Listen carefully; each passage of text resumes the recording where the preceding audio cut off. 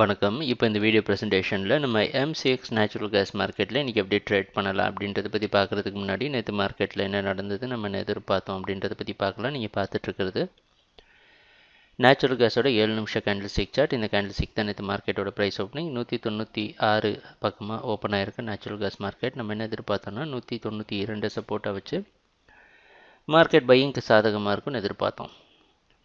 190 stop loss வச்சு trade பண்ணலான்னு advice பண்ணியிருந்தோம். அந்த அடிப்படையில் ப்ரைஸ் ஓப்பன் ஆனோன்னா இந்த 196 சப்போர்ட் எடுத்து 199 வரைக்கும் மேலே போயிருக்கு. ஆனால் ஈவினிங் 6 மணிக்கு மேலே பார்த்தோன்னா தொடர்ந்து மார்க்கெட் சரிவை சந்திச்சு 196 அப்படின்ற இடத்த சப்போர்ட் எடுத்த இடத்த அதை உடச்சி 192 வரைக்கும் வந்திருக்கு. ஆனால் நம்ம ஸ்டாப் லாஸ் பக்கமாக போல் இருந்தாலும் மார்க்கெட் 194 வரைக்கும் பவுன்ஸ் பேக் கொடுத்து 193.5 க்ளோஸ் ஆகிடுச்சு. இதுதான் நேற்று மார்க்கெட்டில் நடந்த முழுமையான ப்ரைஸ் ஆக்ஷன். நம்ம எதிர்பார்த்த மாதிரி மார்க்கெட்லலாம் நடந்திருக்கு. ஆனால் 6 மணிக்கு மேலே பார்த்தோன்னா ப்ரைஸ் ஃபுல்லாக பையர்ஸுக்கு சாதகமாக இல்லாமல் மார்க்கெட்டில் ஒரு நல்ல செல்லிங்கை பார்த்துருக்குறோம்.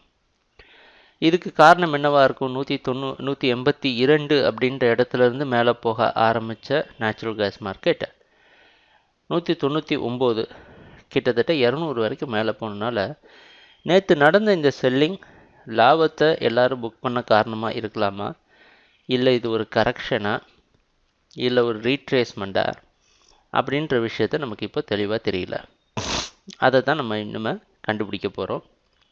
உண்மையாகவே மார்க்கெட்டில் இன்னும் பையிங் இருக்கா? ஸோ இந்த மாதிரி பல கேள்விகள் இருக்குது.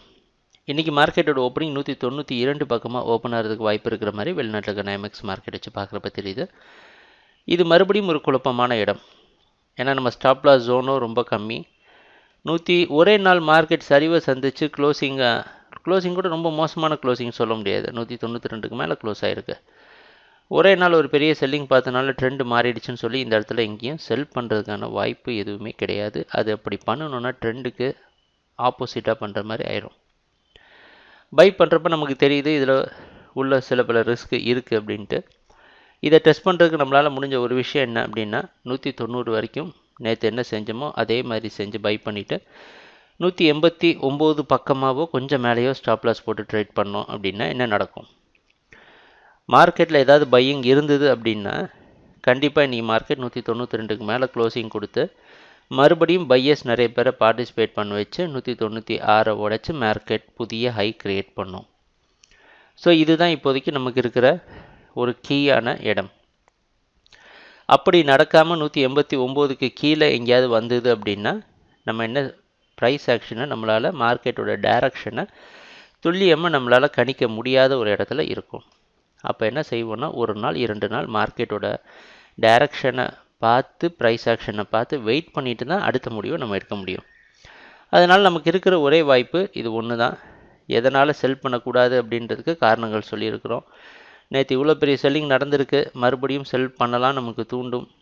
அதனால் எதனால் செல் பண்ணணும்னா ட்ரெண்டுக்கு அகெயின்ஸ்டாக நம்ம முடிவெடுக்க முடியாது. உதாரணத்துக்கு இந்த இடத்துல நீங்கள் செல் பண்ணிவிட்டு மார்க்கெட் மறுபடியும் எங்கே ஸ்டாப் லாஸ் போடுவோம்? இந்த இடத்துல எங்கேயா செல் பண்ணால் அடுத்த ரெசிஸ்டன்ஸான 196க்கு மேலே நம்ம ஸ்டாப் லாஸ் போடணும்.